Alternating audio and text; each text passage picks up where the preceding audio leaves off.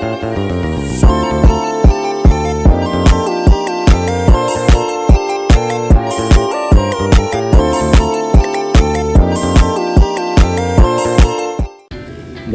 di sini kami akan membahas tentang teknik penghilang rekursif kiri dengan dosen pengampu Muhammad Sabir Ramadan MKom. Aturan produksi rekursif ini ada 3. Yang pertama, aturan produksi yang rekursif memiliki ruas kanan atau hasil produksi yang memuat simbol variabel pada ruas kiri. Terdapat rekursif kanan dan rekursif kiri. Sebuah aturan produksi dalam bentuk A menghasilkan BA merupakan aturan produksi yang rekursif kanan atau kumpulan simbol variabel dan terminal. Contoh aturan produksi yang rekursif kanan: S menghasilkan DS dan B menghasilkan ADB. Aturan produksi rekursif: sebuah aturan produksi dalam bentuk A menghasilkan AB merupakan aturan produksi yang rekursif kiri. Contohnya S menghasilkan SD, B menghasilkan BAD. Produksi yang rekursif kanan menyebabkan pohon penumbuhan tumbuh ke kanan. Sebaliknya, produksi yang rekursif ke kiri menyebabkan pohon tumbuh ke kiri. Bila kita dapat melihat pohon penurunan dari tata bahasa bebas konteks dengan aturan produksi, yaitu S menghasilkan DS, A menghasilkan ADB. Tahapan penghilangan rekursif kiri. Yang pertama, pisahkan aturan produksi yang rekursif kiri yang tidak. Misal, aturan produksi yang rekursif kiri: A menghasilkan A1 atau A2 atau A3 atau AN. Aturan produksi yang tidak rekursif kiri termasuk produksi simbol: A menghasilkan B1 atau B2 atau B3 atau BAM. Dan yang kedua, dari sini bisa ditentukan A1, A2, AN, dan B1, B2, BEM dari setiap aturan produksi yang memiliki simbol ruas kiri yang sama. Tahapan penghilangan rekursif kiri: lakukan penggantian aturan produksi yang rekursif kiri menjadi sebagai berikut: A menghasilkan B1Z atau B2Z atau BMZ.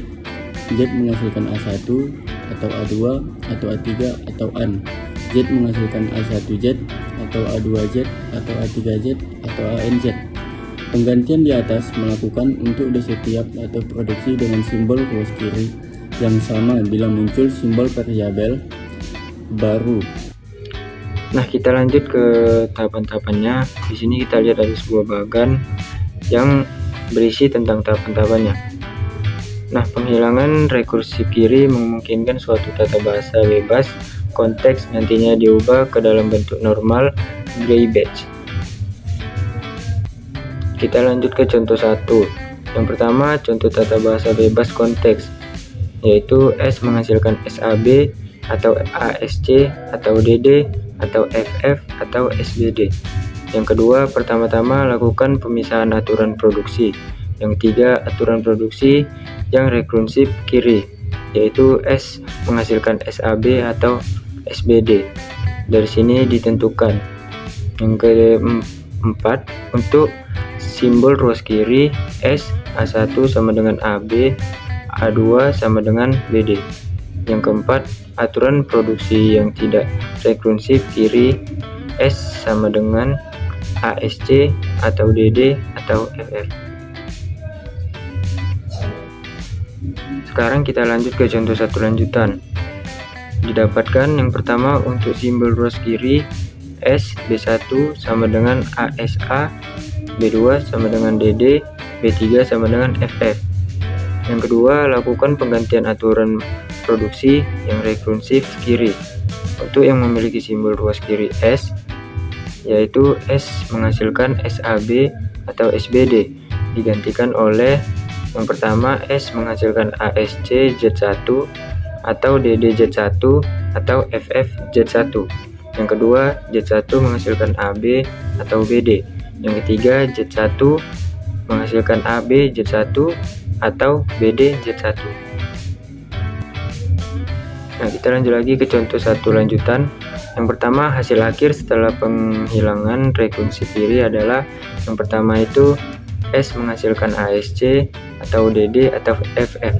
Yang kedua, S menghasilkan ASC Z1 atau DD Z1 atau FF Z1.